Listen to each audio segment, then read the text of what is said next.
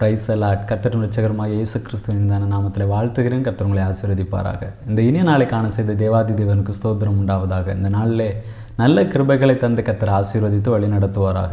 புலம்பலின் புஸ்தகம் 3வது அதிகாரம் 22வது வசனம். நாம் நிர்மூலமாகாதிருக்கிறது கர்த்தருடைய கிருபையே, அவருடைய இரக்கங்களுக்கு முடிவில்லை. கர்த்தருடைய பரிசுத்த நாமத்திற்கு மகிமை உண்டாவதாக.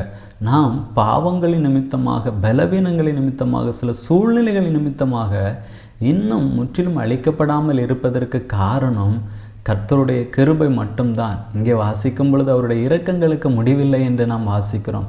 வேதத்திலே நாம் பார்க்கும் பொழுது நம்முடைய கர்த்தர் இரக்கமுள்ளவராக இருக்கிறார்.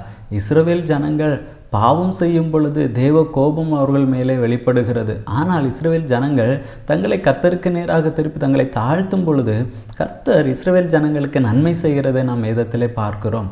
ஆகாப் ராஜா தன்னுடைய நாட்களிலே அவ்வளவு தேவையில்லாத கிரியைகளை செய்கிறார். ஆனால் தேவ கோபம் வெளிப்பட போகும் பொழுது ஆகாப் தன்னை தாழ்த்தினதை பார்த்து கர்த்தர் சொல்லுகிறார், அவன் தனக்கு முன்பதாக தன்னை தாழ்த்தினதை பார்த்தாயா என்று சொல்லுகிறதை நாம் பார்க்க முடிகிறது.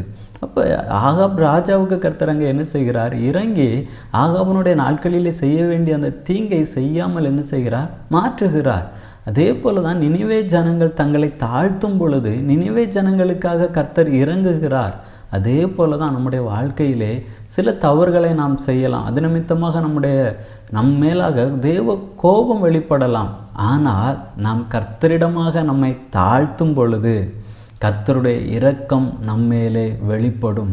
ஆகவே நாம் கர்த்தரிடத்திலே திரும்புவோம், கர்த்தரிடத்தில் தம்மை தாழ்த்துவோம், அவர் இரக்கம் நம்மேல் வெளிப்படும். ஜெபிக்கலாமா? நல்ல தகப்பனே, உம்மை நன்றியோடு உம்மை துதிக்கிறோம், உம்மை ஸ்தோத்தரிக்கிறோம். அப்பா, உம்முடைய இரக்கங்களுக்கு முடிவில்லை என்று நாங்கள் பார்க்கிறோம். உம்முடைய சமூகத்திலே எங்களை தாழ்த்தி வெறுமையாக்கி உம்முடைய இரக்கங்களை பெற்றுக்கொள்ள கர்த்தர் எங்களுக்கு நல்ல கிருபைகளை தாரும். உம்முடைய நாமத்தை மகிமைப்படுத்தும். இயேசுவின் நாமத்தில் பிதாவே, ஆமேன். God bless you.